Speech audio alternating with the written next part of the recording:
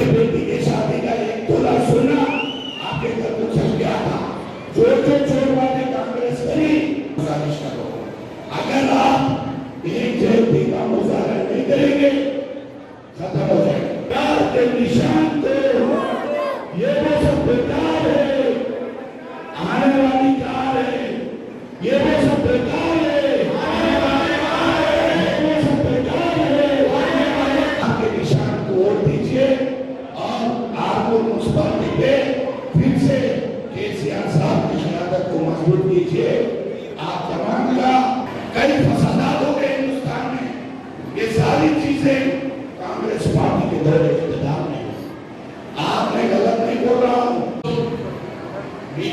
नायकुడు మా ప్రియ మిత్రుడు మాజీ శాసనసభ్యులు ఆశీర్వాది కృష్ణా నదులు మనకు వచ్చే కృష్ణా నదులు అక్కడికి వచ్చే గోదావరి నీరు ये सब चोरी हो रहा है। దీనిపై దోపిడీ జరుగుతుంది।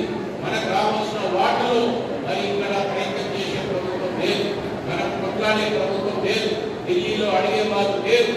16 మంది ఎంపీలు మరి 11 మంది ఎంపీలు 16 మంది ఎంపీలు కాంగ్రెస్ బీజేపీ ఎవరు కూడా పార్లమెంట్ లో ప్రశ్నించే శక్తి లేదు। తెలంగాణ పరిస్థితి రోజు రోజు దిగిపోయే పరిస్థితి కనిపిస్తుంది। ఈ భయంకరమైన వాతావరణం నుంచి మళ్ళీ తెలంగాణ ఒకటే, తెలంగాణ జోరు కష్టమే ముక్కోమని తెలపడానికి ఒక మంచి అవకాశం। నిన్ననే సర్పంచ్ ఎలక్షన్ అయ్యాయి। సర్పంచ్ ఎలక్షన్ లో గుర్తులేవు పార్టీలకు, అయినా 40-45% మంది మరి టీఆర్ఎస్ పార్టీ తరఫున గెలిచారు। ఎందుకు గెలిచారు ఊర్లలో?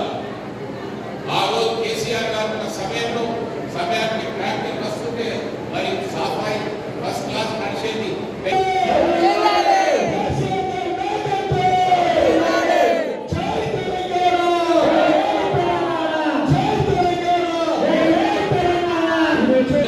పరిస్థితి ఆ రోజు జీవన్ రెడ్డి గారు మన ఎమ్మెల్యేగా ఉన్న సమయంలో మరి వదిలేసిన ఆ రోజు ఆ నుండి వెళ్ళినప్పుడు ఏముండేనో మరి ఈ రోజు వరకు అదే పరిస్థితి నిజాన్ని వాడలు కానీ ఎక్కడ కూడా ఆరోగ్యంలో లేదనే విషయాన్ని ప్రజలు గమనిస్తున్నారు।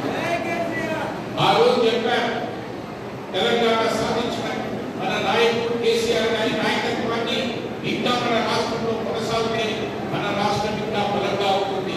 మిగతా రాష్ట్రాలతో ఇప్పుడే నంబర్ 1లో ఉన్నా అలాగే కొనసాగడానికి అవకాశం ఉంటుందని అనుకుంటే, కానీ మీపై ఒక మోసం జరిగారు, మీపై ఒక కుట్ర జరిగారు। ఏదో 4 మాటలు చెప్పి 4 ఆశలు చూపించి ఓట్లు వేసుకొని అధికారంలోకి వచ్చినాక చేసేసాము అనే ఒక ప్రయత్నం ఈ రోజు మన రాష్ట్రంలో జరిగింది। రాష్ట్ర ప్రజలు మోసపోయారనే బాధలో ఉన్న సమయంలో ఈ ఎన్నికలు వచ్చాయి।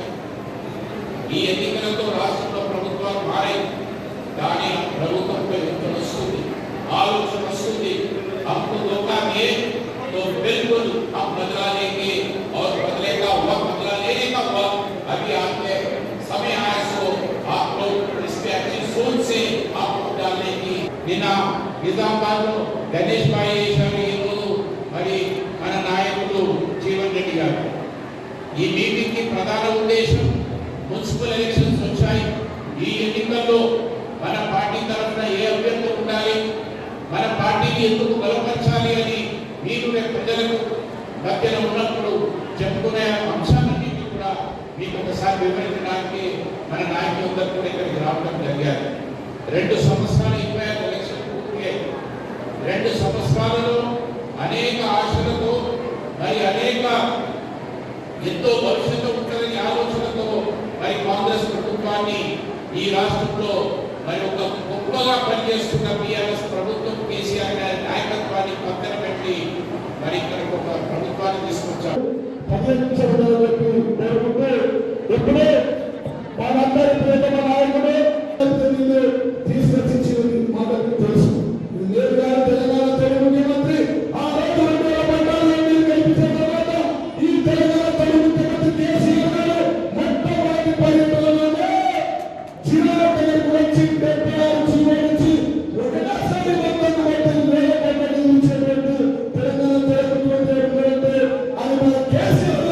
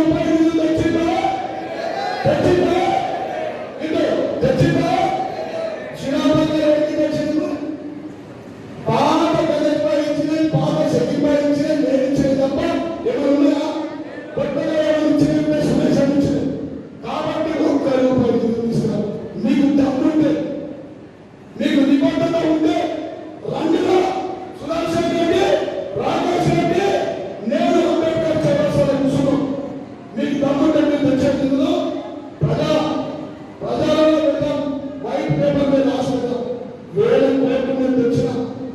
స్వాతంత్రం వచ్చినప్పటి నుంచి లేని అభివృద్ధి మేము చేసినాం. రోడ్లు మేము వేసినాం, నీళ్లు మేము తెచ్చినాం, ప్రతి ఇంటికి నల్ల విత్తనం ఇచ్చినాం. ఇచ్చిన వాళ్ళు కూడా అవన్నీ వీళ్ళు అన్ని అబద్ధాలు. ఎన్నికలు ఎట్లా అబద్ధాలు? రెండో నుంచి పెట్టడం వల్ల మా ప్రభుత్వం వచ్చిన తర్వాత నా పింకు బుద్ధులో మీ పోలీస్ ఆఫీసర్గా పేర్లు తీసుకుంటామని చెప్తాను. కరెక్ట్గా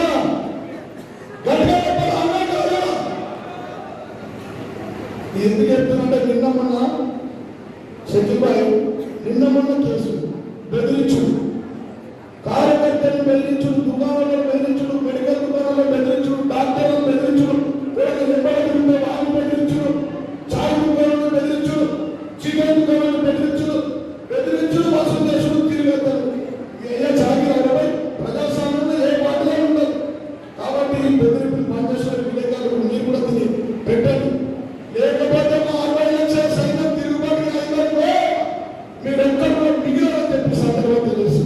మాట పక్కన పెడతాం, మున్సిపల్ విధంగా మీకు దమ్ముంటే ఈ పాత కూడా ఖరాబ్ చేసి పడేసండి.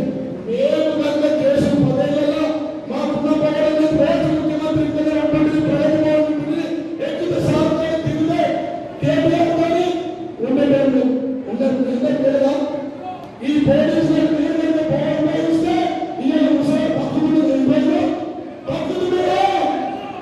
భక్తులుగా కట్టేప్పుడు ఉంటున్నారా కాంగ్రెస్ వాళ్ళు? కాబట్టి మీరు రంగ పంచాయతీ కమిషనర్ సర్పంచ్ బెదిరించు, కౌన్సిల్ చేయండి, ఆయన బెదిరించు. కాబట్టి ఈ రంగ పంచాయతీ పనిచేసి మరి ఈ మాటలు పంపేస్తారని చెప్పి సందర్భంగా తెలియజేస్తున్నాం.